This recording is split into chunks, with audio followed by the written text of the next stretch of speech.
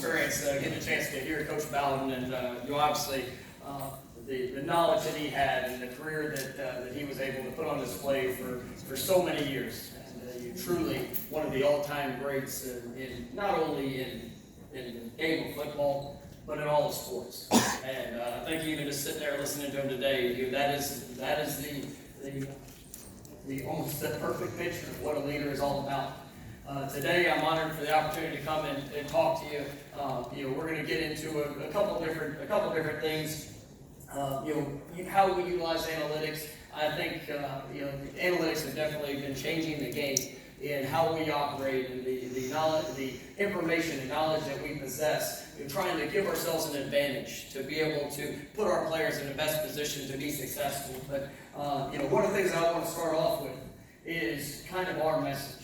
What we're all about. I'm so honored to be the head coach here at Florida State, to be able to represent this wonderful institution, this great program, one of the most iconic brands in all of college football. And everything within our university is progressing. Academically, we're absolutely on the rise, at the 18th ranked academic institution in all of the country. You see the facilities, everything that is growing, the things that are in place for our students. I mean, it is the absolute right time to be here at Florida State. But when it comes to our football program, we are excited about the future. We are excited about the days of what are to come. And as we come into this, there's one word that you're going to hear me continue to talk about over and over and over again. Because every person, whether it's in the game of football or it's in the game of life, is looking to accomplish the same thing. We all want to be successful. Everybody is on a journey to try to get to the top of the mountain. But I can tell you that nobody ever gets to the top of the mountain by falling there. On that journey, you must climb. Has anybody in the room ever climbed to the top of a mountain? All right, has anybody in the room ever walked up a small hill? Well, on that journey, you first have to get started. And the most important part of that journey is the first step. Is the first step. When you're at the foundation of wherever you're trying to go, you must stay focused on the most important thing, and that's step one. And if you get caught up looking at the top of the mountain, if you get caught up about where you want to go, and you forget about the importance of the step that's in front of you, what's going to happen? You're going to fall. You're going to slip. You're going to stumble. And so as we come into our program, we are at that same place. We're at the bottom of the mountain. We're looking to start our journey to where we want to go. And I can promise you that everybody on our team, just like everybody in this room, we want to be the best. But to get to where we want to go, we've got to get started first.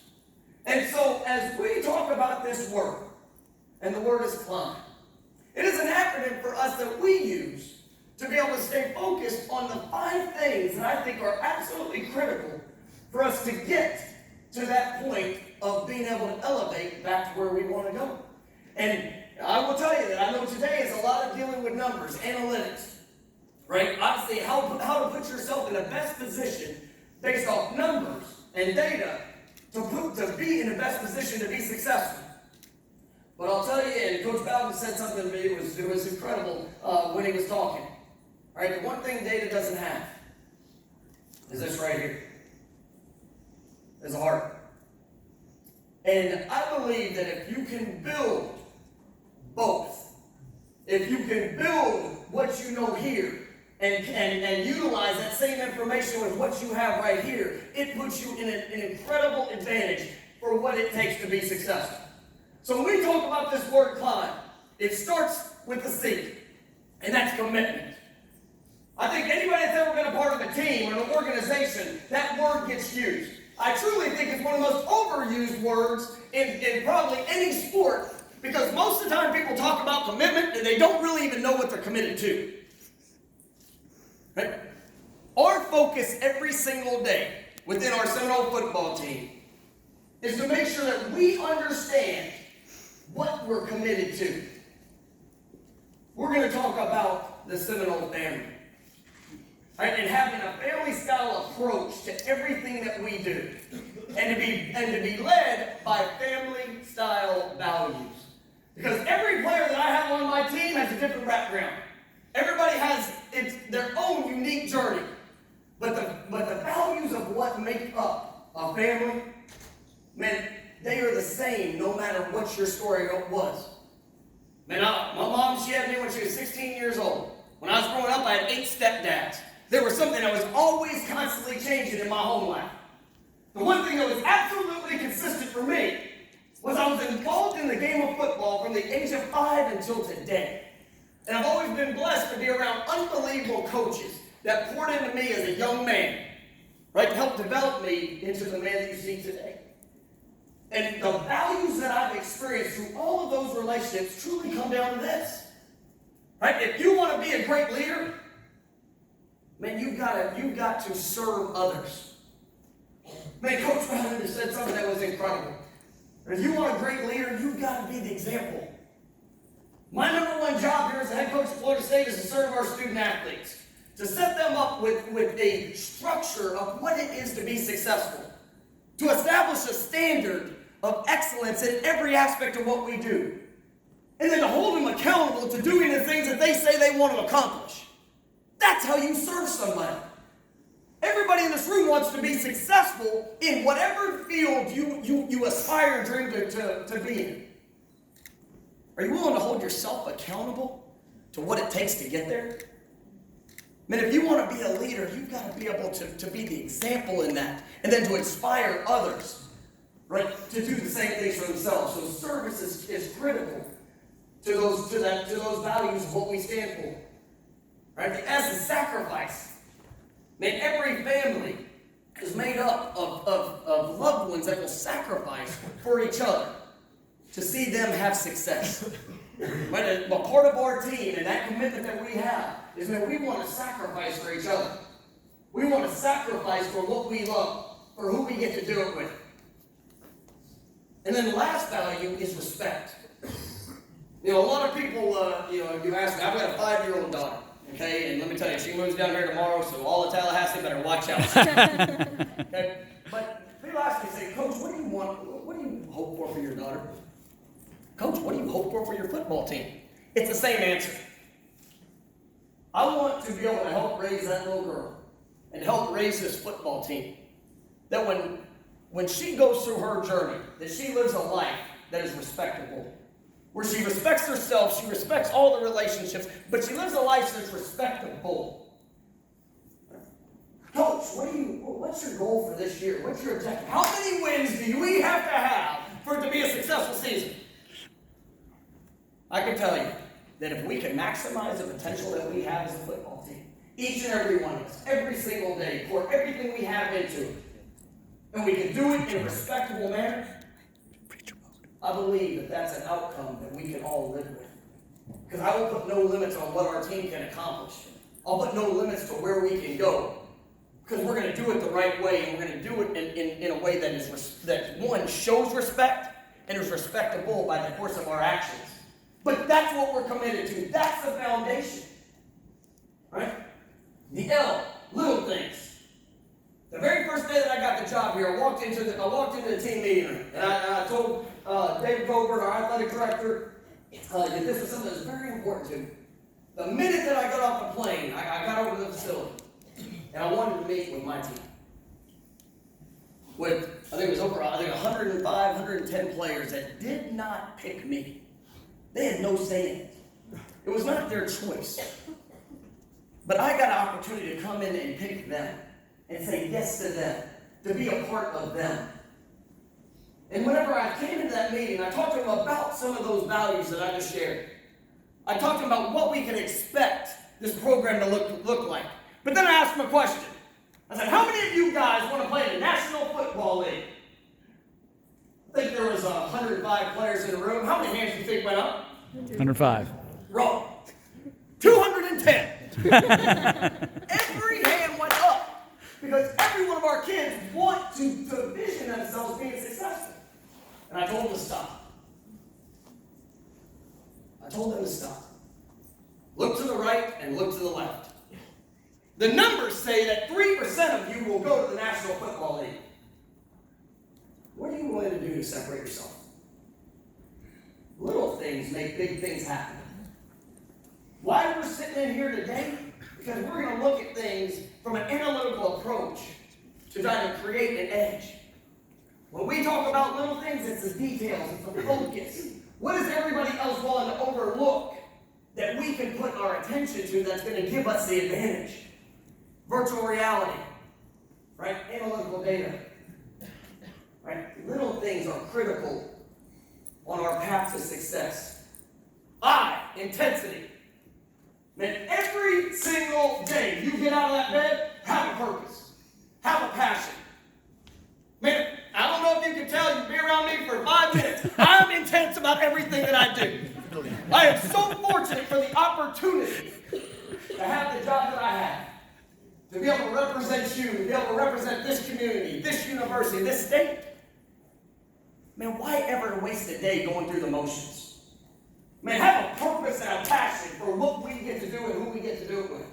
But you have to be intense if you ever want to have a chance to achieve success. M, mental toughness. Right? You are defined by how you respond to things in life. Man, everybody can be in a good mood when it's 70 degrees outside and sunny. How you are defined will be how you respond when bad things happen. Your response to adversity is critical. Sometimes your response to success is much more difficult. How do you learn how to respond? You have to live in adversity. You have to become comfortable being uncomfortable. That's mental toughness. Man, how you're willing to do things that you don't want to do. That's mental toughness. How you stay focused on the little things when everybody's patting you on the back and telling you how good of a job you're doing. That's mental toughness. Because that's what gives you a chance to separate yourself. And then B, brotherhood. I can tell you there's a lot of young ladies sitting in this audience. You're a part of the brotherhood too. We all represent being Florida State Seminoles. Enjoy it. Enjoy the relationships. Who you get to do it with. The moment that you have. I'm going to tell you, Coach Bowden came by the office 2 weeks ago. It's one of the greatest moments of my life. You get a chance to sit and talk to him and again hear some of the knowledge that he has and experience that he shared during his time as a head coach here was special. But there was an experience that I got to see. It was my favorite part of the day. The moment that he walked into our staff room, I was going to introduce him to our entire coaching staff. There's 2 coaches that I have on staff that play here for Coach Bowden. Coach Odell Hennigens and Ron Dugans. I learned everything that I need to know about Coach Bobby Bowden by the face of those 2 gentlemen when he walked in the door. The impact that he made. The person that he was and the leader that he was for each and every one of them. Because when I saw their face when they saw their coach walk in, you can tell that brotherhood, it means something. It's more than a game, more than a number, more than a paycheck. It's about enjoying who you get to do it with and what you get to do it for. Don't ever take that for granted. Because on that trek to the top of the mountain, don't do it without people. Don't ever get so caught up on just your journey without enjoying who you get to do it with. Because that's what life's all about, and the relationships that we have and obviously what we get to share. Oh, they only sent one. You have to fake it now. All right, so talking through this. All right, how does that apply to us? Okay, when it comes to the analytical approach, okay, everything for us comes down to data. Okay, how do we try to create our edge? Okay, when we talk to our football team, this is who we are. But the no way is how we play. The number one thing that I talk to our team about is that I want a football team that plays smart.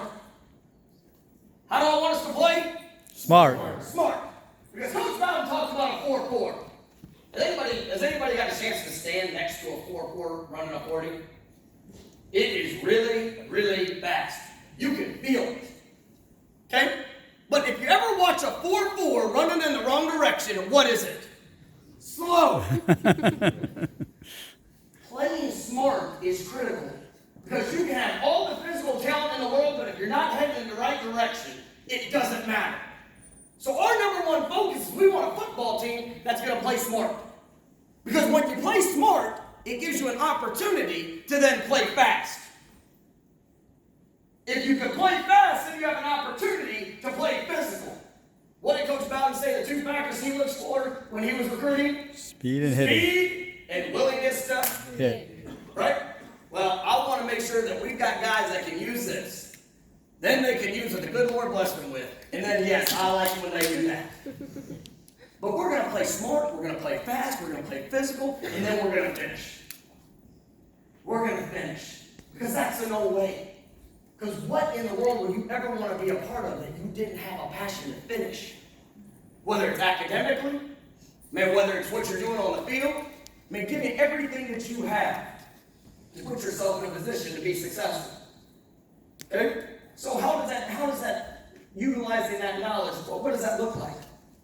Well, has anybody heard of our tour of duty? Our mat drills? Mm-hmm. That's one of the things that we're focused on this journey right now, to build knowledge. There will never be a drill that we do that does not have an instruction. Because I can get any person, I can go get I got a 3-year-old dog, and I can get my 3-year-old dog to run in a straight line. All you gotta do is put food out there, right? But anybody can go and just run through a line. But the game of football is based off of movements. It's about utilizing what you have in here and being able to apply it on the field. So a way that we focus on playing smart is you have to play discipline. You have to be able to listen, you have to be able to apply, and then you have to be able to execute. And so in everything that we do when it comes to being in the weight room, off-season workouts, we're always going to have a reactionary drill. So sometimes we're doing cone drills, and we'll put 4 cones out of there, out on the field. And the first time they go to the cone, they have to touch the bottom of the cone. Then to the second cone, they have to touch the top. Then the third one, they got to go around it on the right side of the cone, and the left, and the fourth one around the left. And if they don't do it right, what do we make them do? Do it again. Do it again. And if they don't do it right, what do we make them do? Do it again. Because there's no point in going and just focus on doing a repetition if you're doing the repetition wrong. There's no point in going out and running a 4-4, but going the wrong direction. Because you're never going to put yourself in a position to be successful. When it talks about playing smart, understanding the rules of the game. One of the things that we do in spring ball, one of the things we're doing in fall camp, I'm going to bring the ACC officials. No comment, no. I'm going to bring the officials in. And I'm going to have a meeting for our players to go through the exact rules of the game. Because you know what is, uniform across college football? Everybody's going to complain about officials. But the problem, and one of the things that I've learned throughout my coaching career, most of the time the coaches are yelling at the wrong official. Because they don't know how officials operate. I'll tell you that if you sit there and you see the officials that are on the field, because they didn't know how many officials are on the field. 6. And you yell at them every week, just so you know. There's 8 of them. 8 of them. Okay? The 2 guys on the far side of the field, away from the offensive formation, they're both watching the outside wide receivers. What's amazing to me is you'll see a play that should be pass interference on the outside receiver, and everybody's going and yelling at the wrong official. Is that going to make any impact? Nope. No. But if you get a chance to go have a conversation with guys that should have their eyes where they're going to be, do you have a chance to get things right? Absolutely. So just a small way to play smart. Understand the rules of the game. Understand what you're being asked to do. Right? Because does every coach in the country do that? No. But it's a little thing. If our players understand the rules of the game but better than anybody else, do they have a better opportunity to apply the rules? Right? As we go through and we talk about playing smart, okay, one of the things that we want to do is we want to make sure that we maximize the opportunity for how our players learn. Okay? Because I talked about those 105 players, every single one of them learn in a different way. Just like every person in this room is going to intake the information that I'm saying in a different way. But it is my job as a teacher to be able to meet my players at their need. And so one of the things that you'll see that occurs is that most coaches will get up and they'll start rambling on about a football play. They'll start drawing the X's and O's, and everything starts to clutter up a board, and they feel really good about how they presented the information. But what happens if that young man that's sitting in the chair doesn't really learn by what he sees or what he hears? It's about what he's able to move and do. What if that young man that's learned that is trying to receive that information needs to put themselves in a repetition? Right? We try to go out and explore every option possible of how we can meet our players at their need. So the very first day that I got here, right, we went and we invested in virtual reality. It's something that I've done for the last 5-6 years of my coaching career because I believe it is critical to the development of our student athletes. If there's one thing that I want to define us better than anybody else in the country, it's how we develop our players. So I've got to meet them at their need. Okay? You know, we're sitting there in this situation right now this spring. We're going to have a couple guys that are physically not able to go through spring practice. You know what every coach in the country tells players that's not in the game, what he tells them to do?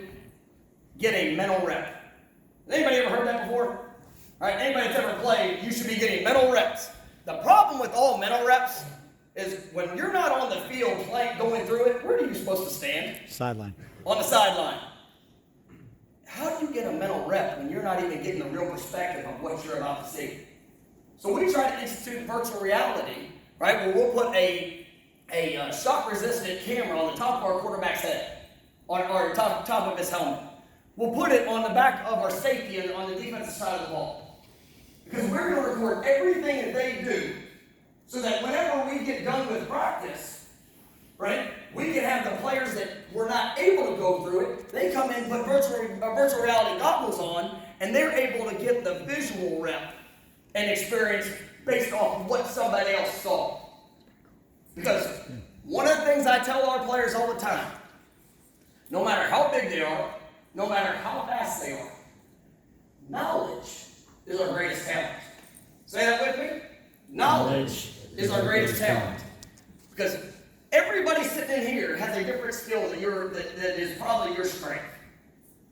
Something that sets you apart, that you God-given ability. But if every one of our players and everybody that's going through their journey focuses on the knowledge that you've learned and the knowledge that you have based off the experiences that have occurred, you're going to put yourself in the best position to be successful. I never want a player to take the field afraid to mess up. Because if you have a player that's going on the field scared of making a mistake, are they going to ever be able to play to the utmost of their ability? No. Just like if you have to stand in front of a group of people and you don't like to talk. Right? If I sat there and was trying to look at every note that I had, if the correct slides were all right, probably would be a lot more nervous and probably wouldn't talk as smooth as what I'm hopeful to. But the thing that I've learned throughout my career is as long as I talk from this, right, as long as I talk based off the experiences that I've had, it's going to come out the way that it's supposed to. Because once again, what has to be your greatest talent? Knowledge.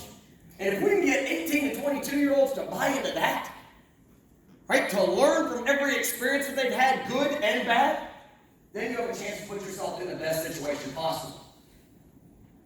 You know, coupled with virtual reality, one of the things that we're doing, and this truly ties into today, all right, it's analytics. An analytical approach to everything that we do. Okay, so when it comes to our analytical approach to how does data drive us, okay, when you go into a game, every single play is surrounded by a situation. All right, how many downs do you get in football? 4. 4 downs. What's coupled with every down is a distance. All right, what's coupled with every down and distance is time.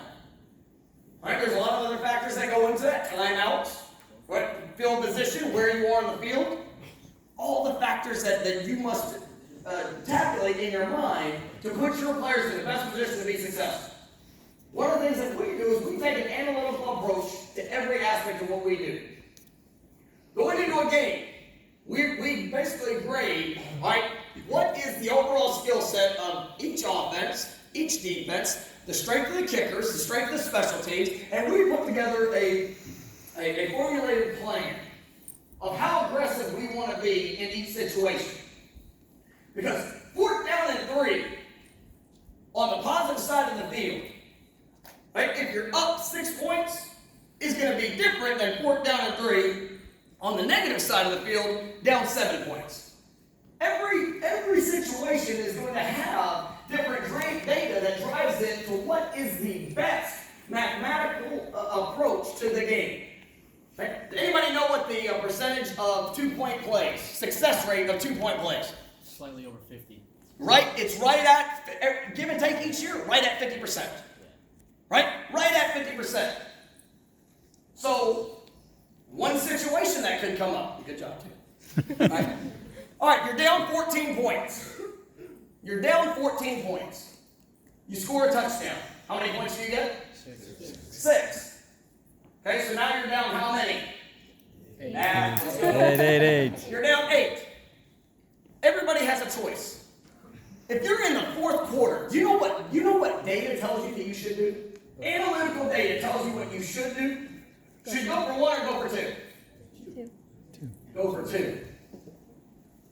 Data tells you should go for 2. Because I'm down 8 points. I'm in the 4th quarter. Okay? Is anybody playing for a tie? Nope. Okay, I promise you, we're not playing for ties. Okay? You play to win the game.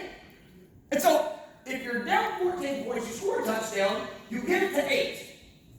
The reason you go for 2 is because if you make it, now you're down what? 6. Next touchdown, you have an opportunity to win the game with an extremely high percentage extra point. If you don't make it, then you're down what? 2. 8. 8. Right. That too. If you don't make it, you're down 8. Right? You still have to score a touchdown, but now we've just made the decision for you that you're going to go for 2 the next time. And what did I say the percentage was on 2-point plays? 50%. 50%. So if you don't make the first one, is it a guarantee you're going to make the next one? No. No, but it's 50-50%. Or a 50-50 chance. And so if you're going to play the game with an opportunity to win, that's just one instance of how analytical data can put you in the best position to win the game. Right? As we go through that, we have that tabulated for every situation. Right? Because I believe that, look, Coach Bob says, you're going to see, I'm going to carry around a call sheet, right, that I fold into 3 pieces. If you ever see me reading out play calls looking like this, it's probably not going to be okay. Right? Because the flow of the game, what to call, right, that's something that's from preparation and study. Right? The reason everybody makes a call sheet is because they want to make sure that they get, if there's ever a question or a concern or adjustment, that they have that with them. But when it comes to calling a game, it's truly down to what you have here and here. Okay? On the flip side of it, I will always have a 2-point chart with me. I will always have a time chart with me. Because there are some things that just don't absolutely come natural to knowing every number to every situation. But my job is to put our players in the best position to win the game. And so if there's something that I need further data with, I'm going to have somebody on the sideline with that data. As we're getting up to that situation, they're going to communicate that data to me. Because, once again, the play call, well, I've got to know what's best in that place. But when you take the percentages of what is likely, what is the majority of, or the highest percentage of success, then that's what I want to put our guys in a situation to be able to do. And so when it comes down to the little things, on our climb to the top of the mountain, that's where we can get our edge. Everybody's sitting here going through this seminar today. It's all about getting an edge. I know this is about sports today, but this doesn't directly have to apply to sports. It applies to everything. Right? Pick any Fortune 500 company. They all have competition. Everybody's had to separate themselves in one way, right, to gain that edge. What are you willing to do? What information are you willing to rely on? Right? There's plenty of times that I'm going to make a gut decision on what we need to do as a program. But everything that I'm going to do based off that gut is going to be because of, right, the preparation of what we've done. And there might be a time where it's a 50-50 play call or situation. And I might choose one way or I might choose the other. Right? But I can guarantee you that it's going to be thought out. I'm going to be well prepared. Right? Because I'm committed to doing things a certain way. I've searched all the little things. I've focused on all the little things to put ourselves in the best situation. Man, we have intensely had a focus on what it takes to be successful and what we get to do. Right? We develop mental toughness through every experience. We've built knowledge, right, by the way that we've responded in all of those events. And you know what? I'm going to have unbelievable confidence in the choices that I make because of who I get to do it with. Because that's what life's all about. And I'm going to tell you, I am so very excited about the future for our program. I'm so excited about the opportunity that's in front of us. Right? But I can tell you, I'm not coming into Florida State with a 3-year plan. I'm not coming in with a 5-year plan. I'm coming in with a 1-day plan. Because the only thing that I control and the only thing I'm guaranteed is today, this moment. And I'm going to give everything I have at this moment, at this time, to be the best version of me. And then when I wake up tomorrow, I'm going to be 1% better. Because I'm going to focus on the climb to get to where I want to go and where I want us to go. Because if every person in this room can focus on being the best version of you and go and achieve all your goals and your dreams and your aspirations, you're going to inspire somebody else to be a little bit better. And at the end of the day, what else could you ever hope for? To live a life that's respectable by doing things in a unique fashion, in a unique way that lifts up others. Guys, I'm excited to be here. I hope that you guys got something from that talk that can help you apply on your climb to the top of the mountain. Thank you guys so much.